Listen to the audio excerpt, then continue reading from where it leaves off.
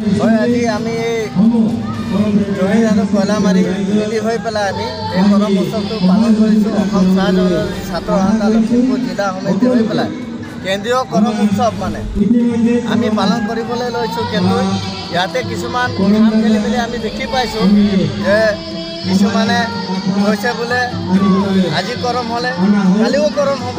কিন্তু এটা স্পষ্ট কথা 14 তাৰিখে যিটো শুক্লা একাদশী যিটো আমি তিথিটো পালন কৰি মেলি পেলাই আমি কৰম উৎসৱটি আমি ইয়াত বাঁহবাৰী ফিল্ডত আজি কয়লামাৰী চাহ বাগিচাত বাঁহবাৰী ফিল্ডত আমি আয়োজন কৰিছোঁ আৰু সকলোৰে সহায় সহযোগ পাই পেলাই আমি এই কৰম উৎসৱটি খুব ধুনীয়াকৈ কৰিবলৈ লৈছোঁ।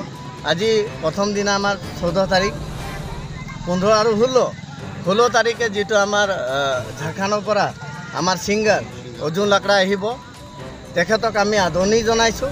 তেখেতে আহিব আৰু যেনেকা বাহিৰত যেনেকা প্ৰগ্ৰেম কৰিছে তেওঁ তেনেকা ইয়াত ভালকৈ অলপ প্ৰগ্ৰেম কৰি যাব বুলি আমি আশা ৰাখি পেলাই আজি কৰম প্ৰগ্ৰেমটো আমি ধুনীয়াকৈ পালন কৰিম বুলি আশা ৰাখি পেলাই সমগ্ৰ অসমৰ চুকে কোণে যিমান চাহ জনগোষ্ঠী আদিবাসী যিসকল আছে সকলোৱে যাতে এই কৰম পৰৱটি বা এই কৰম উৎসৱটি ধুনীয়াকৈ পালন কৰিব।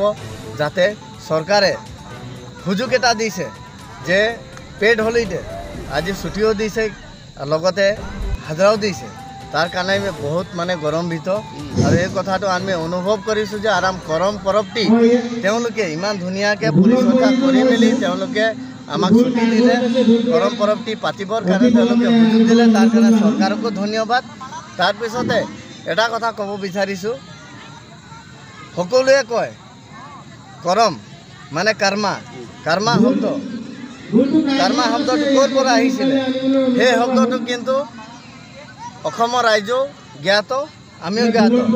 সেই কৰ্মা শব্দটো কিন্তু বিসংগতি কৰিবৰ কাৰণে বহুত মানুহে চেষ্টা চলাই আছে। ইয়াত কোনোবা এটা টোপ দি আছে, কোনোবা এটা ৰাজনীতি কৰি আছে, কিন্তু এইটো সম্পূৰ্ণ মিছা কথা। কৰমটো আমাৰ যিহেতুকে ভগৱানৰ লগত সম্পৰ্ক ৰখা এটা আমাৰ উৎসৱ হয়। সেই উৎসৱটো আমি কোনোবা MP ক'লেও আমি কৰিম, MLA ক'লেও কৰিম, সেইটো কথা নহয়। কিন্তু MP নক'লেও MLA নক'লেও কিন্তু সেই কৰমটো সদায় পাতি থাকিম আৰু কৰি থাকিম।